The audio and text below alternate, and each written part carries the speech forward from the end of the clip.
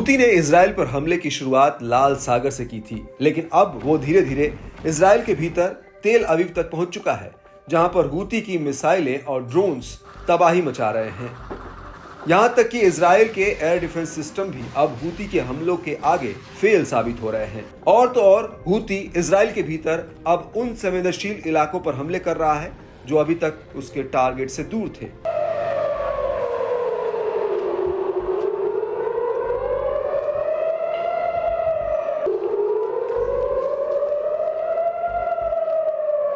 और अब इसी कड़ी में यमन के हूती ने एक बार फिर से इजराइल को अपने हमलों से दहला दिया है। जी हां, हूती का दावा है कि उसने तेल अवीव और एश्कलोन शहर पर कई ड्रोन अटैक किए हैं। हूती के मुताबिक उसने कब्जे वाले याफा यानी तेल अवीव और एश्कलोन के भीतर आईडीएफ के कई महत्वपूर्ण और रणनीतिक ठिकानों पर ड्रोन दागे हैं। इन हमलों को लेकर हूती के प्रवक्ता ब्रिगेडियर जनरल याहा सारी ने भी पुष्टि कर दी है। उन्होंने इन हमलों को सफल बताया है।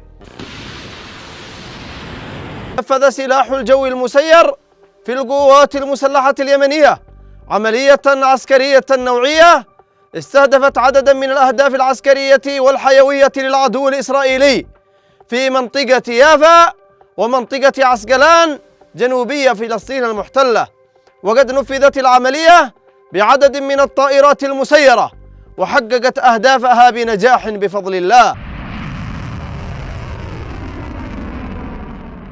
इस हमले के अलावा हूती ने 17 नवंबर 2024 की देर रात को लाल सागर में एक हमला किया है। हूती ने यहां पर एक जहाज पर हमला किया जो बाब अल मंडेब के करीब से होकर गुजरा था। हालांकि इस हमले में जहाज या चालक दल को कोई नुकसान नहीं हुआ है। इसको लेकर जहाज के कैप्टन ने ब्रिगेड की मैरीटाइम ट्रेड ऑपरेशन सेंटर को बताया कि जैसे ही जहाज बाब अल मंडेब के पास से होकर गुजरने लगा, वैसे ही जहाज के बिल्कुल करीब एक मिसाइल आकर गिरी थी। रिपोर्ट्स के मुताबिक ये हमला यमन के तटवर्तीय शहर मोचा से करीब 48 किलोमीटर दूर पश्चिम में हुआ। हालांकि हमले के तुरंत बाद हूती ने इस अटैक की कोई जिम्मेदारी नहीं ली है, लेकिन माना जा रहा है कि यह हमला हूती ने ही किया था। इन हमलों के इतर हूती का यह भी कहना है कि उसने इलेट में भी एक अहम सैन्य ठिकानों पर हमला किया था, जो अपने टारगेट पर एकदम सटीक रहा है। लेकिन इस सब के बीच बड़ी बात यह है कि हूती के हमलों को रोकने के लिए अमेरिका और ब्रिटेन ने हाल ही में यमन के भीतर हूती के ठिकानों पर कई एयर स्ट्राइक की थी, लेकिन उसके बावजूद भी हूती का हौसला कम होने के बजाय और ज्यादा बढ़ा है। पिछले हफ्ते ही हूती ने लाल सागर में अमेरिकी नौसेना पर हमला किया था।